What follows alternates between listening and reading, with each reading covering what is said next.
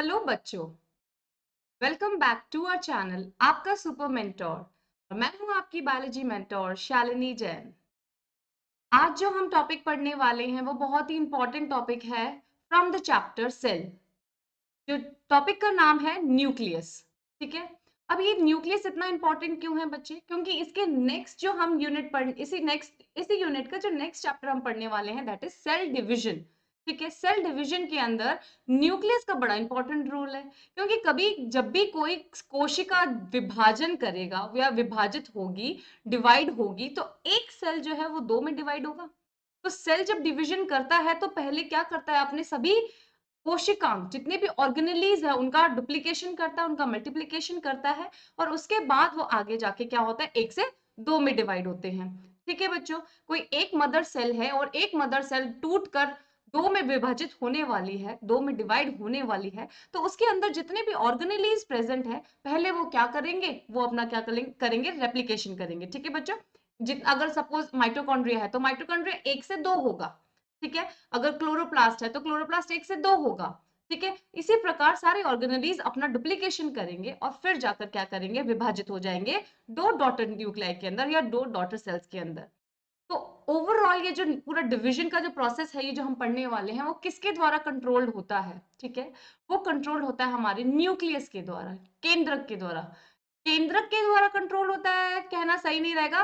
केंद्रक के अंदर, न्यूक्लियस के अंदर जो हमारा जेनेटिक मटेरियल प्रेजेंट होता है, क्रोमोसोम्स होते हैं, जीन्स होते हैं, तो वो सब रेगुलेट करते हैं हमारे आगे मल्टीप्लिकेशन या सेल डिवीजन के प्रोसेस को। ठीक है बच्चे, अब देखिए, let's start the topic that is nucleus. ठीक है। अगर हम किसी सेल की बात कर रहे हैं और यूकैरियोटिक एनिमल सेल की बात कर रहे हैं, तो मोस्टली हमारा जो न्यूक्लियस है हमें सेंटर में ही क्या मिलेगा? लोकेटेड मिलेगा। ठीक है बच्चों।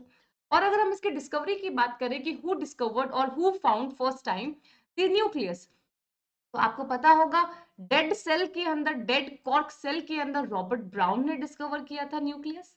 ठीक है। और अगर लिविंग सेल की बात करें तो फर्स्ट लिविंग सेल जो है वो एंटोन वॉन ल्यूवेनहुक ने दिया था। देखिए बच्चे, as you can see in this slide, I have already mention here that Robert Brown का नाम मेंशन करा है because he discovered the dead nucleus, right. उसने सबसे पहले डेड कॉक सेल देखा था, उसके अंदर उसने न्यूक्लियस देखा था। ठीक है बच्चे।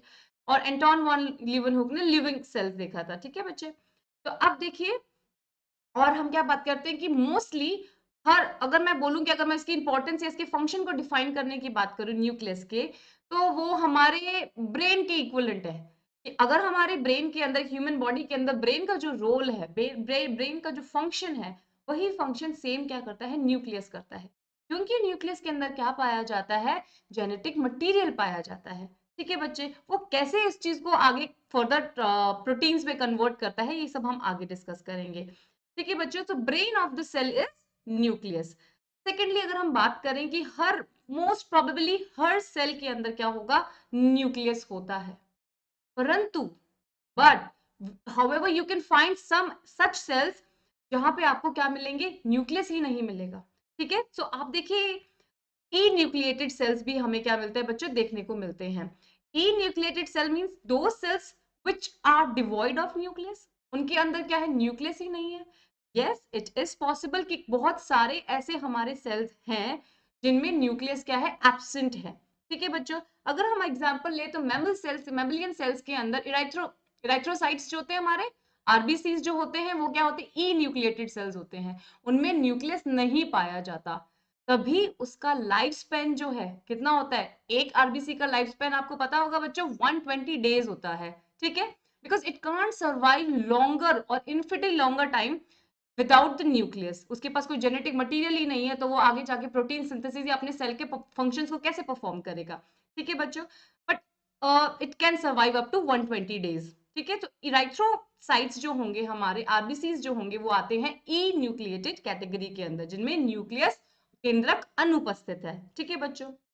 और आपके बात करते हैं, अगर प्लांट सेल्स की बात करें तो कौन से अब हमें प्लांट सेल्स मिलेंगे जिनमें न्यूक्लियस अनुपस्थित होता है? तो सीव ट्यूब सेल्स जो होते हैं, वेस्क्यूलर बंडल, जब हम प्लांट फिजियोलॉजी पढ़ेंगे बच्चे तो मैं आपको एक्सप्लेन करूंगी what are sieve tube sales.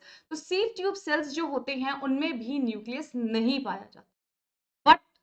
But सीव tube sales की जो लाइफ है वो लॉन्गर होती है, लाइक इन्फिनिटी लॉन्गर होती है, like it can survive longer time के लिए। सीव ट्यूब सेल्स का काम क्या होता है? पैसेज का काम होता है, ट्रांसपोर्ट का काम होता है, ठीक है। तो मेनली प्लांट में क्या हो रहा है, प्लांट की जो बॉडी है उसके अंदर ट्रांसपोर्टेशन का काम चलता है। कभी फूड, जाइलम एंड फ्लोएम में क्या करते हैं, वाटर का और फूड का ट्रांसपोर्टेशन चलता है from root to the leaf tips और from the leaf tips to the different part of the plant, ठीक है बच्चों। तो सीव ट्यूब सेल्स जो हैं, ये देखिए यहाँ पे एनोनेट कर रहे हैं, तो मैम यहाँ पे एनोनेट कर रहे हैं, आप देख सकते हैं। तो सीव ट्यूब सेल्स कहलाते हैं हिंदी में चालन नलिकाएं, ठीक है बच्चे। तो इसमें भी क्या है, न्यूक्लियस अनुपस्थित है, nucleus is absent in सीव tube cells. तो फिर ये कैसे इन्फिनिटी टाइम तक सर्वाइव करता है, इसकी लॉन्गिटिविटी इतनी ज्यादा कैसे है बच्चों? तो देखिए, ये जो सीव ट्यूब सेल्स है वो अपने पास के सेल्स, आपको जब हम जब प्लांट फिजियोलॉजी पढ़ाएंगे तो आपको बताएंगे कि सीव ट्यूब सेल्स के जस्ट पास में जो है कंपेनियन सेल्स पाए जाते हैं। और कंपेनियन सेल्स जो होते हैं वो न्यूक्लिएटेड सेल्स है, उनमें न्यूक्लियस उपस्थित है। तो वो सारी की supply, whatever the needs of a sieve tube cell जो है वो कौन फुलफिल करेगा, उसका कंपेनियन सेल करता है, ठीक है बच्चों। सो इसीलिए ये क्या है, लॉन्ग लास्टिंग होता है। ओके बच्चे, तो इन एग्जाम्पल्स को ध्यान रखना। ई न्यूक्लिएटेड एग्जाम्पल्स, एक तो इराइथ्रोसाइट्स हो गया इन मैमल्स, और प्लांट्स के अंदर हमने आपको बताया है सीव ट्यूब सेल्स, ठीक है बच्चों। और प्रोकैरियोट की बात करें तो प्रोकैरियोट में एज सच न्यूक्लियस होता ही नहीं है। मैंने बोला बच्चे न्यूक्लियस नहीं होता, परंतु जेनेटिक मटेरियल तो होता है ना, आनुवंशिक पदार्थ तो होता है ना। वो क्या कहलाता, वो कहाँ पर होता है, प्रोकैरियोटिक सेल के अंदर जहां पे भी क्या पाया जाएगा, आनुवंशिक पदार्थ पाया जाएगा, जहां पे भी जेनेटिक मटेरियल पाया जाएगा, that area is called nucleoid, ठीक है बच्चों। I have mention here nucleoid, ठीक है। प्रोकैरियोट्स में मेम्ब्रेन बाउंड ऑर्गेनेली कोई होता नहीं है, that's why nucleus is absent but the genetic material still is there. Okay बच्चों, let's move to the next slide. Okay, तो अब देखिए हमने देख लिए ई न्यूक्लिएटेड सेल्स देख लिए, ठीक है, जिनमें नहीं है उपस्थित। प्रोकैरियोट्स का देख लिए क्या न्यूक्लियोइड कहलाता है। अच्छा, ऐसे बहुत सारे सेल्स आपको पाए जाएंगे, ऑर्गेनेलीज पाए जाएंगे, सेल्स पाए जाएंगे जिनमें क्या होंगे, मल्टी न्यूक्लिएटेड कंडीशन देखने को मिलेगी। मतलब सेल एक ही है परंतु उसके अंदर न्यूक्लियस जो है वो मल्टीपल है, 2, 4, 10 और सो मैनी आपको मिलेंगे, ठीक है। तो वो कंडीशन कहलाती है सिनोसिटिक कंडीशन। सिनोसिटिक कंडीशन कहलाएगी उस केस में जब हमारे पास क्या है, ऑर्गेनिज्म तो क्या है, एक ही है, ये एक ऑर्गेनिज्म है, suppose this is an organism, ठीक है। अब पैरामीशियम के अंदर दो न्यूक्लियस होते हैं, पैरामीशियम के अंदर दो न्यूक्लियस होते हैं, although the cell is one but the nucleus are two. तो एक काइंड ऑफ सिनोसिटिक कंडीशन हो गई है। अब ये देखिए एक एग्जांपल हमने बनाया यहाँ पे, तो न्यूक्लियस इसके अंदर क्या है बेटा, मल्टी न्यूक्लिएटेड कंडीशन होगी। फॉर एग्जांपल फंजाई, फंजाई में विचेरिया एंड राइजोपस जो है ये मल्टी न्यूक्लिएटेड क्या है, फंजाई है और ऑर्गेनिजम्स है, ठीक है बच्चे। तो this condition is called coenocytic condition और in Hindi it is called संकोशिकी अवस्था, ठीक है बच्चों। अब देखिए आगे बात करते हैं हम, एक टर्म आपको बहुत इंपॉर्टेंट है, बेसिक चीज है, ये आपको पता होनी चाहिए बच्चों, कि जो हम ये जो बात बोल रहे हैं कि इंपॉर्टेंट है, ब्रेन ऑफ द सेल है न्यूक्लियस, तो why it is so important, why it act as a brain? Answer is because it contains the genetic material that is DNA. DNA यहाँ पे होता है हमारा जेनेटिक मटेरियल। अब DNA से nucleus के अंदर ही क्या बनता है, एमआरएनए का सिंथेसिस होता है, ठीक है। तो न्यूक्लियस के अंदर ही डीएनए जो है वो एमआरएनए के अंदर क्या होता है, चेंज होता है या बनता है या फिर सिंथेसिस होता है इसका, ठीक है बच्चे। This process is called translation. We are going to discuss this topic as well in detail in the class 12th. Okay. Next, from DNA to from RNA to protein synthesis. RNA से क्या होगा, अब ये जो RNA बना है nucleus के अंदर, वो न्यूक्लियस पोर के थ्रू बाहर आएगा, ठीक है, और क्या करेगा, प्रोटीन का निर्माण करेगा, प्रोटीन का सिंथेसिस करेगा। तभी तो हम इसे ब्रेन बोल रहे हैं, क्योंकि हमारे सेल के अंदर बहुत सारी chemical activities, metabolic activities, catabolism, anabolism हो रहा है। बहुत सारे प्रोडक्ट्स जो है टूट रहे हैं और बहुत सारे छोटे प्रोडक्ट्स जुड़कर एक नया प्रोडक्ट का फॉर्मेशन कर रहे हैं, ठीक है। तो इन सभी क्रियाओं में, मेटाबॉलिक रिएक्शंस के अंदर क्या चाहिए होते हैं, एंजाइम्स चाहिए होते हैं, प्रोटीन्स चाहिए होते हैं। So who gonna synthesize these proteins? Ultimately, DNA gonna play an important role in the synthesis of protein. Okay, बच्चे? So this information is transferred from DNA to RNA and RNA to final a protein or an enzyme. This whole process is called the central dogma. Genetic material जो है वो क्या कर रहा है, अपना काम किसी द्वारा फंक्शन परफॉर्म कर रहा है, first it transferred into RNA, mRNA, and then mRNA से प्रोटीन का सिंथेसिस होता है साइटोप्लाज्म के अंदर। ठीक है बच्चे, तो जेनेटिक इन्फॉर्मेशन जो है वो कैसे हो रही है, कोड होती जा रही है, एक फाइनल एक प्रोडक्ट बना रही है, that is protein which is useful for the cell. ठीक है बच्चों, this is called the central dogma and the individual process is called this DNA to RNA बनने का प्रोसेस कहलाएगा ट्रांसलेशन, आरएनए से प्रोटीन बनने का प्रोसेस कहलाता है ट्रांसक्रिप्शन। ओके बच्चों, go ahead. Let's see, now we are going to discuss the structure of a nucleus. बहुत छोटा सा सरल स्ट्रक्चर है। ठीक है बच्चे, डबल मेम्ब्रेनस ऑर्गेनेली है, दो मेम्ब्रेन पाई जाएंगी बट कंटिन्यूअस नहीं होती है। बट कंटिन्यूअस नहीं होती कि एक स्फीयर बन गया, एक गोला बन गया हो इस तरीके से कि आप डबल मेम्ब्रेनस स्ट्रक्चर है, जैसे कि हमें माइटोकॉन्ड्रिया क्लोरोप्लास्ट में मिल रहा था कंटिन्यूअस स्ट्रक्चर। नहीं, कंटिन्यूअस नहीं है, इट हैज पोर्स। इसमें क्या है, छोटे छोटे छेद है, छिद्र है।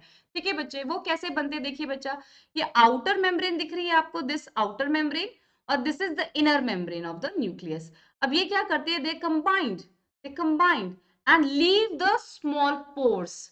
ठीक है, अभी हम आपको एक पिक्चर दिखाएंगे, इससे आपको बहुत ज्यादा क्लियर हो जाएगा what actually this pores perform and what is the role of it. Okay बच्चे, तो दिस पोर, ये बीच में क्या बन जाता है, पोर बन जाता है। बेसिकली डिसकंटिन्यूटी है किसमें, मेम्ब्रेन के अंदर, आउटर मेम्ब्रेन और इनर मेम्ब्रेन बीच में जुड़ गई हैं, तो क्या बन गया, एक पोर का फॉर्मेशन हो गया। ठीक है बच्चे, और आउटर मेम्ब्रेन पर क्या पाए जाएंगे, राइबोसोम्स। आउटर मेम्ब्रेन पे हमें मिलेंगे देखने को बच्चे राइबोसोम्स। ठीक है, और अगर ये देखिए हमारा यूकैरियोटिक सेल है तो इसमें कौन से राइबोसोम्स होंगे, एटीएस राइबोसोम्स होंगे। ठीक है बच्चे, तो अब देखिए ये हमारी क्या हो जाएगी, क्योंकि इसके आउटर मेम्ब्रेन पे राइबोसोम्स है तो it is not continuous, it is not smooth, it is rough because of the presence of ribosomes. ठीक है, और इनर मेम्ब्रेन देखिए बच्चे स्मूथ है, कोई राइबोसोम्स नहीं लगे हुए अंदर तो स्मूथ है। ठीक है, और आउटर और इनर मेम्ब्रेन के बीच में हमें क्या देखने के मिल रहा है, nuclear space, perinuclear space कहलाता है। वो दो मेम्ब्रेन के बीच का जो स्पेस है वो क्या कहलाता है, पेरी न्यूक्लियर स्पेस। ठीक है बच्चों, अब देखिए, अब सबसे इंपॉर्टेंट पार्ट देखिए, अब अगर मैं आपको एक्सप्लेन करूं, जैसे कि न्यूक्लियस के अंदर जो भी liquid, viscous liquid, jelly like liquid भरा हुआ है वो कहलाता है न्यूक्लियोप्लाज्म। सेल के अंदर जो लिक्विड भरा हुआ है वो कहलाता है cytoplasm. In the same way nucleus के अंदर जो भरा हुआ है वो कहलाता है न्यूक्लियोप्लाज्म। लेकिन जस्ट मेम्ब्रेन के नीचे, जस्ट मेम्ब्रेन के नीचे थोड़ा डेंस फाइब्रस लिक्विड होता है, लिक्विड या आई मीन यू कैन से जेली लाइक सब्सटेंस होता है। ठीक है बच्चों, तो दैट इज कॉल्ड, देखिए बच्चे यहाँ पे ये देखिए ये बना रखा है डेंस डेंस डेंस डेंस।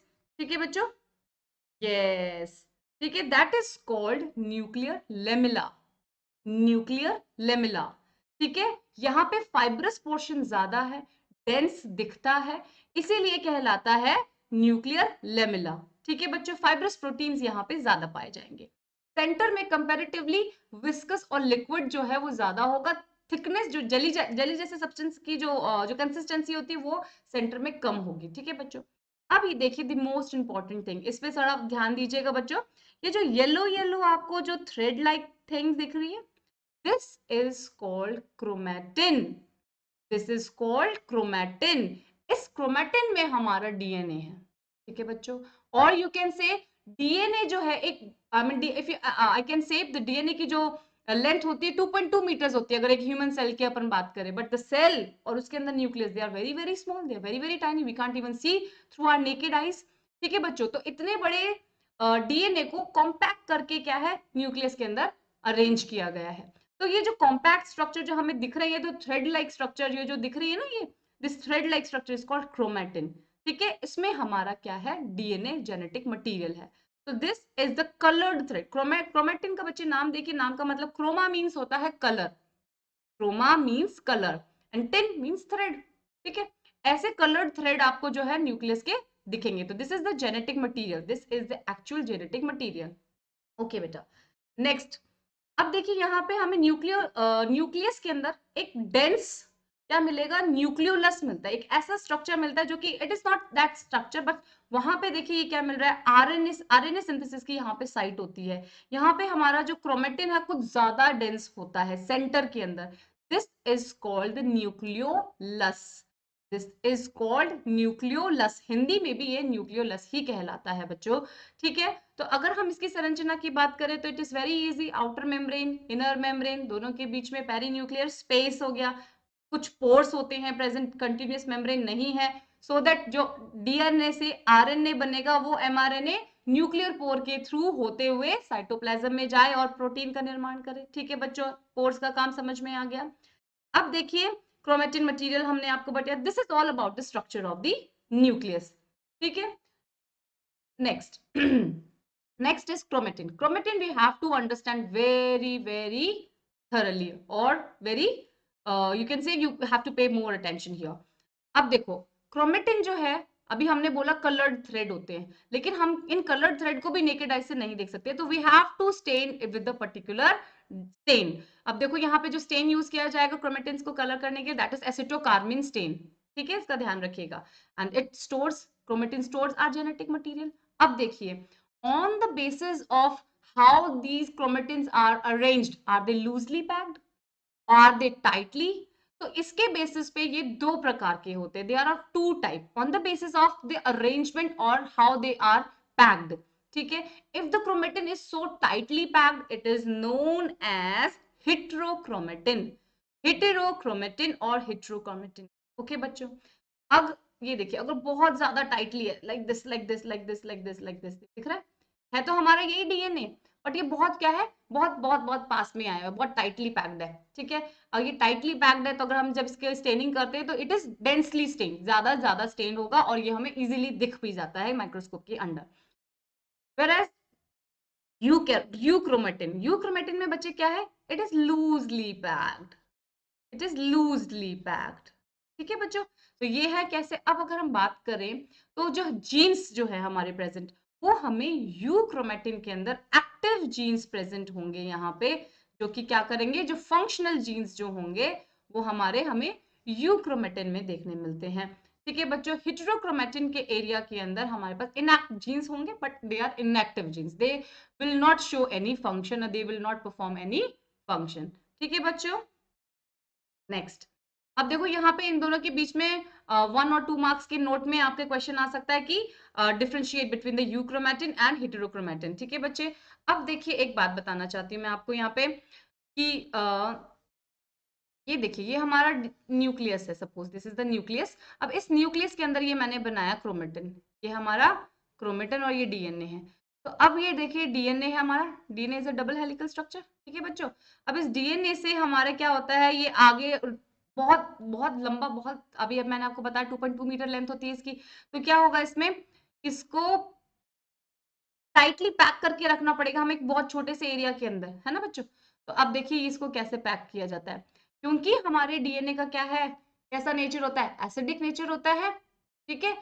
तो इसको बाइंड करने के लिए स्पेशलाइज्ड प्रोटीन्स होते हैं, those proteins are called histone proteins, those proteins are called histone proteins. बच्चे देखो यहाँ पे ये जो मैं येलो से बना रही हूँ, this is histone protein, this is histone protein, there are so many histone proteins, ठीक है। अब इनके ऊपर जो है हमारा डीएनए जो है वो रैप होता है, इसके ऊपर जो है हमारा क्या होता है, ये डीएनए 1 और 2, suppose like we have a laddu, तो लड्डू के ऊपर जो थ्रेड हम जैसे क्या लगाएंगे, ठीक है बच्चे। तो सेम काम है यहाँ पे कि ये हमारे हिस्टोन प्रोटीन्स लड्डू हो गए और इसके ऊपर हमारा डीएनए मटेरियल जो है वो इस तरीके से क्या हो रहा है, सर्कुलर में वे में बाइंड हो रहा है, ये हो गया बाइंड, ये हो गया बाइंड और ये हो गया बाइंड, ठीक है बच्चों। कंटिन्यूएशन में चलता रहेगा।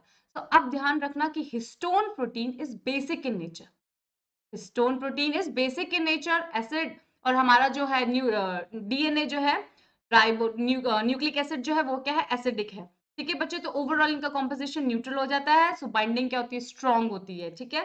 So is histone protein plus, histone protein plus ये जो हमारा डीएनए कंटेंट है जो इसके अराउंड रैप हुआ है, this portion is called nucleosome, this is called nucleosome, ठीक है बच्चों।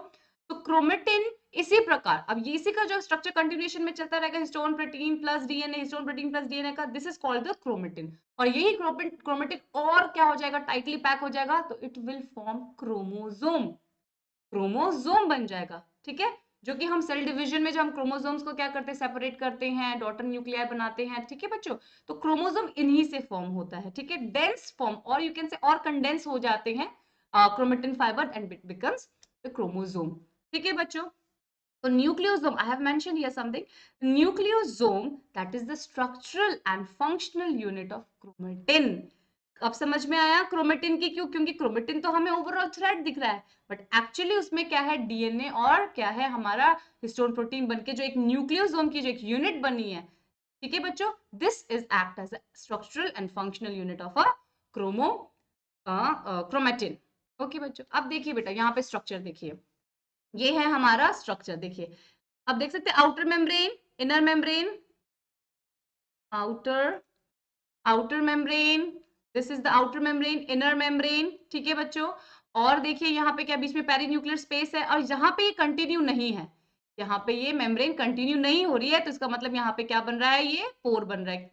देखिए गाइस, यू कैन सी, ये क्या है, पोर्स है, ये क्या है, पोर्स है, ठीक है। अब देखो आउटर साइड में अगर न्यूक्लियस की बात करते हैं तो क्या होता है, एंडोप्लाज्मिक रेटिकुलम कंटिन्यू करता है, तो देखिए बच्चे यहाँ पे एंडोप्लाज्मिक रेटिकुलम दिख रहा है आप लोगों को, उस पे राइबोसोम्स दिख रहे हैं। In the same way the outer membrane also have ribosomes, ribosomes यहाँ पे भी आपको अटैच दिख रहे होंगे, ठीक है। अब ये देखिए thread like structure, this whole thread like structure is called chromatin, this whole thread like structure is called chromatin. और सेंटर में जब क्रोमेटिन बहुत ज्यादा गुच्छा बना लिया गया, कंप्लीटली गुच्छम गुच्छ है, okay, that is called nucleolus, that is nucleolus. so this is all about the nucleus। अब देखो यही मैंने अभी बात आपको बताई थी बच्चों, देखो कि यही क्या होगा हमारा, ये देखिए this is the one of the strand of the DNA, वो किसके अराउंड रैप हो रहा है, हिस्टोन प्रोटीन के अराउंड रैप हो रहा है।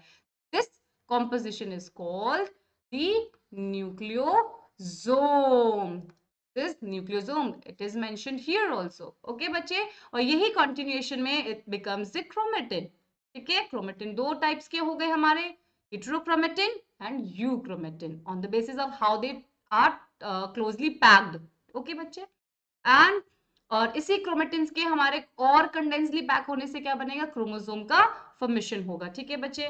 सो chromosome is nothing but combination of a histone protein, और you can say histone protein nucleosomes तो होंगे ही होंगे, और वो बहुत टाइटली टाइटली रिपीटेड उनके अरेंजमेंट से हमें क्या मिलेगा, क्रोमेटिन मिलेगा। क्रोमेटिन्स के और क्लोजली पैक्ड होने से हमें क्रोमोसोम्स मिलेंगे। और उसकी स्ट्रक्चर के अंदर देखिए non histone proteins also play an important role, ठीक है। तो नॉन हिस्टोन प्रोटीन क्रोमोसोम की स्ट्रक्चर को और टाइटली पैक करके एक फिक्स्ड स्ट्रक्चर, एक बॉडी फॉर्मेशन में हेल्प करते हैं, ठीक है बच्चे। अभी तक तो क्रोमेटिन क्या थे, थ्रेड लाइक थे, but the chromosome is not thread like, it has a body, it has a structure.